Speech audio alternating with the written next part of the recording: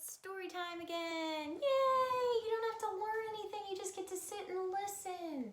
This is an old favorite, Where the Wild Things Are. I can tell you where one place to find wild things. In our first grade family classroom. We've got lots of wild things. Maybe you've already heard your parents read this story to you. If you have, you can listen again, or you can turn it off and read a different book if you want. The night Max wore his wolf suit and made mischief, one of a kind. Ooh, Max likes mischief. Uh-oh. That can either be fun or it can go very, very wrong. You never know. And another.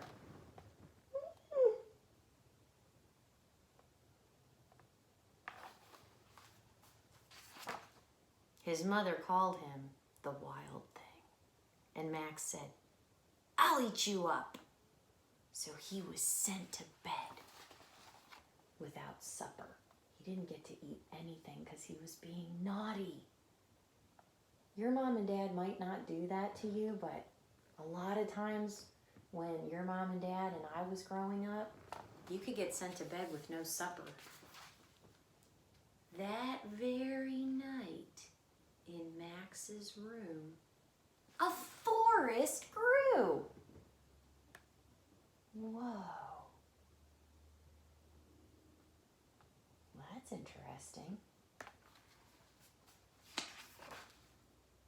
And grew. Whoa.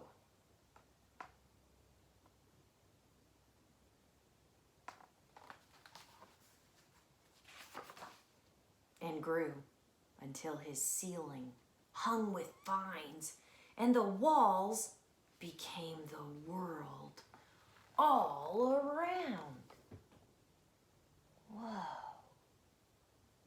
What would happen if your bedroom looked like that and turned into a forest? Wow. And an ocean tumbled by with a private boat for Max. It's got his name on it, guys. And he sailed off through night and day. Wow, that's a long journey if he has to sail all night and all day.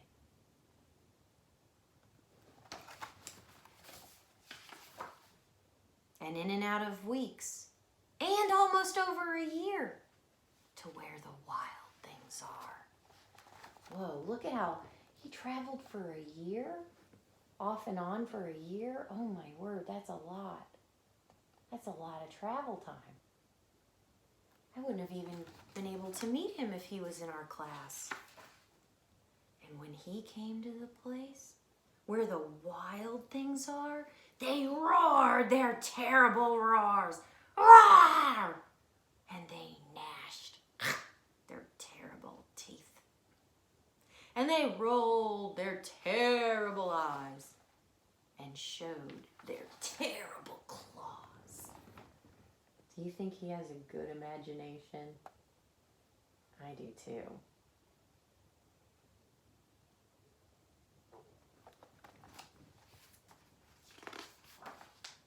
Till Max said, "Be still."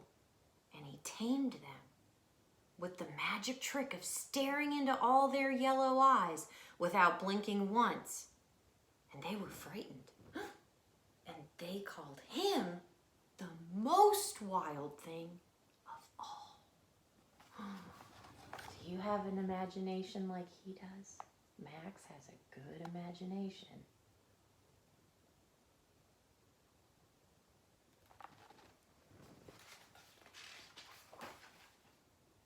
And they made him king of all the wild things.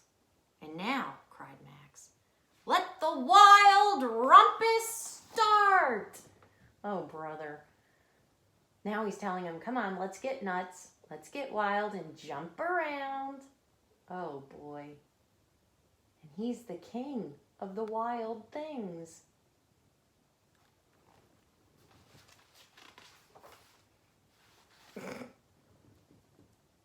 They listened. They started getting nuts. Do you like to get nuts? Yes, I know you do. You guys love to jump around. You've got more energy and it's not fair. I need some of your energy. They're even swinging from the trees. Whoa. Super cool. Would you like swinging from the trees like they are? In your imagination, if you imagine it, you can't fall and get hurt because it's your imagination. Now he's riding on top of one of the wild things.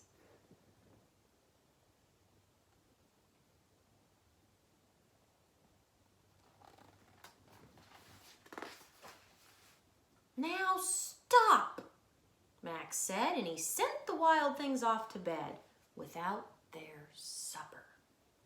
And Max, the king of all wild things, was lonely.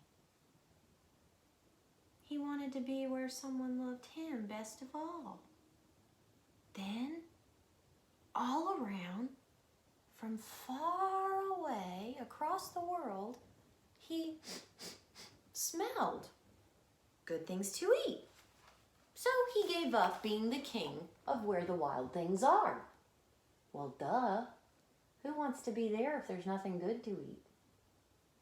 So he said, I'll give up. I'm not the king anymore where the wild things are. But the wild things cried, please don't go. We'll eat you up. We love you so. And Max said, no.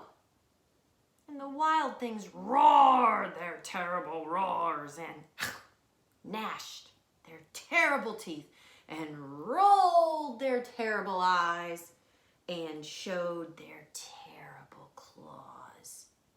But Max stepped into his private boat and waved goodbye.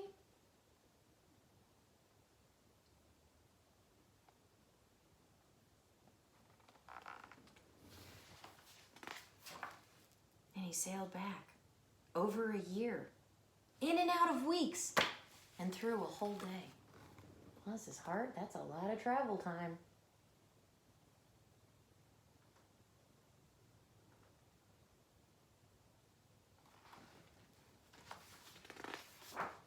And into the night of his very own room, where he found his supper waiting for him. I think someone who loves him very much made him some supper, just like your mom loves you very much, and your dad, or your grandparents love you very much, and it was still hot. Do you have an imagination like Max? Do you like to pretend you're somewhere far, far away, or maybe an explorer? I know some of you like to pretend you're detectives. McKinley likes to pretend she is a spy. And it is very disconcerting when she jumps out from somewhere and I didn't know she was there and she had been spying on me.